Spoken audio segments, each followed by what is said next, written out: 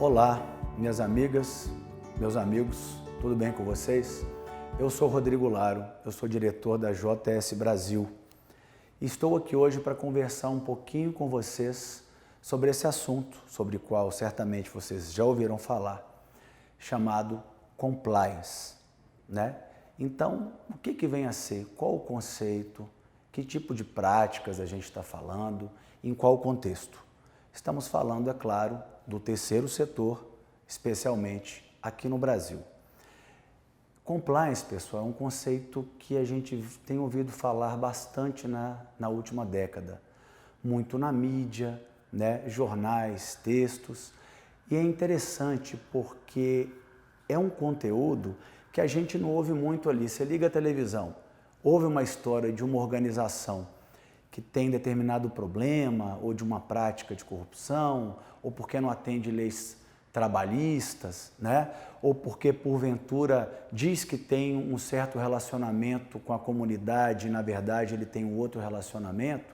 Então a gente não ouve esse termo compliance, mas na verdade tudo tem a ver aí com compliance, porque o compliance ele tem uma estrita relação com a gestão de toda e qualquer instituição, seja ela de primeiro setor de governo, seja ela de segundo setor, setor empresarial e mesmo terceiro setor, que é o nosso principal foco aqui.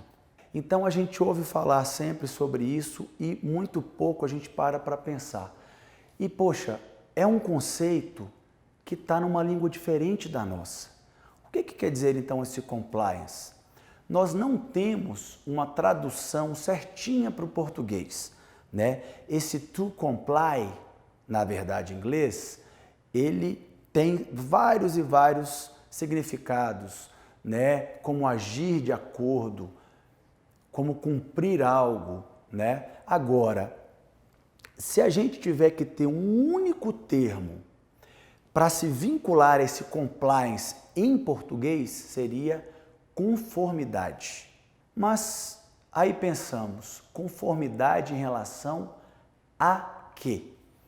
Se a gente fala então de organizações que muitas vezes são contratadas para realizar um projeto para o qual elas não têm experiência. Se a gente fala, por exemplo, de parcerias que não são fiscalizadas corretamente.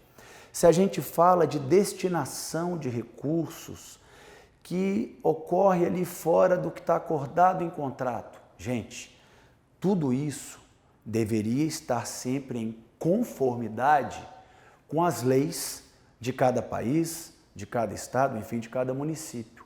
A atuação da entidade de terceiro setor, ela precisa estar muito ajustada com a lei, né? Agora, a gente pensa que, poxa, mas conformidade de que forma? O que é essa conformidade, então?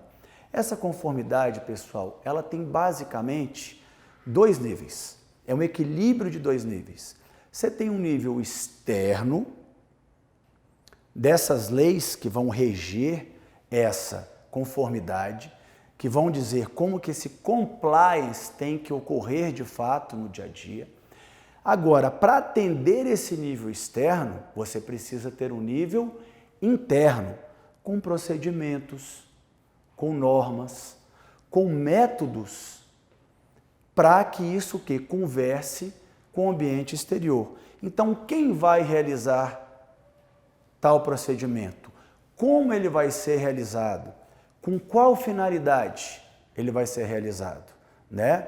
Qual é a justificativa? Existe algum mecanismo? Existe algum sistema que vai apoiar esse trabalho? A gente sabe muito bem, pessoal, que todo mundo que está vendo esse vídeo hoje, né, que grande parte das instituições de terceiro setor no Brasil, que existem mecanismos de compliance, mas muitas vezes é aquilo, não se diz o termo compliance. A gente está falando então de conformidade, de controle.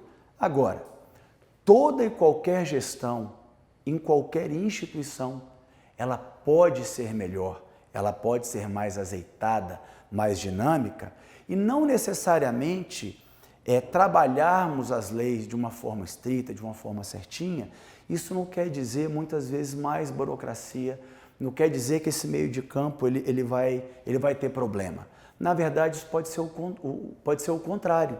A gente tem que saber do que a gente está falando, a gente tem que saber que tipo de sistema, ou operação, ou método a gente precisa, e a gente precisa discutir, partilhar isso em equipe, dentro de cada instituição.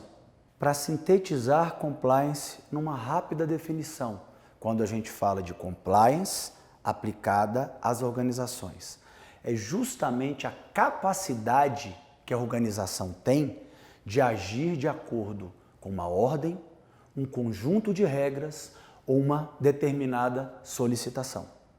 Então, o que nós temos?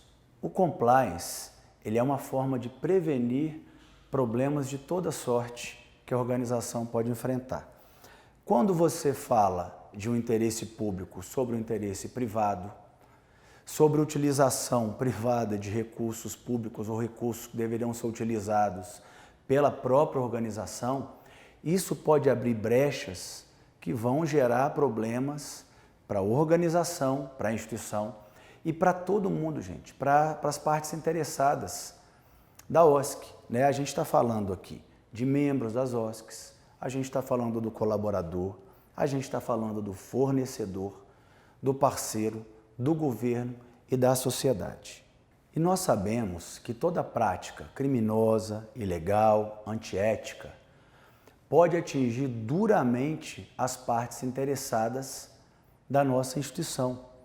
Nesses tempos que estamos vivendo hoje, o cuidado tem que ser redobrado, tem que ser triplicado. A gente está falando aqui dos membros das OSCs, falamos dos colaboradores, dos parceiros, fornecedores, governo e da sociedade. Tanto a próxima, a organização, como a sociedade em geral, né? Falamos da mídia também. E essas partes interessadas, que também chamamos de stakeholders, eu gosto de chamá-las de partes de transformação, porque sem elas a gente não transforma ninguém, a gente não faz nada. Sem elas, independe do território que a gente vai trabalhar. Então esse controle tem que ser junto com as partes, tem que ser construído com elas, e todo o procedimento de compliance, toda etapa, pactuado também com todas essas partes. É muito bom ver que nos últimos anos, cada vez mais instituições de terceiro setor têm trabalhado essas práticas de compliance, têm buscado maneiras de fazer mais, de fazer melhor, de ter mais controle sobre a sua atuação. E é muito interessante ver que cada vez mais também, quando a gente vai participar de concorrências, buscar recursos nacionais e internacionais, passamos por processos de diligência, ou em inglês, due diligence, que quer dizer o quê? O parceiro quer saber quais são esses procedimentos, como é que a gente contrata pessoas, como é que a gente faz o nosso processo de gestão, todo o processo de seguros, por exemplo, todos os procedimentos internos de prestação de contas, as questões relacionadas à equidade, homem, mulher, diversidades, né? Como que é o dia a dia da instituição e que tipo de manual, por exemplo, gente, de proteção a populações vulneráveis, práticas anticorrupção, tudo isso está nesses procedimentos de diligência. E percebam, a gente tem que comprovar muitas vezes para concorrer ao recurso. Isso já faz parte dos processos de seleção.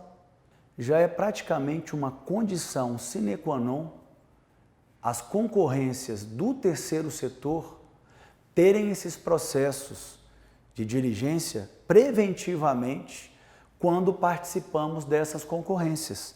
Nós temos que comprovar esses procedimentos, temos que ter os documentos e temos que ser muito claros quanto a isso.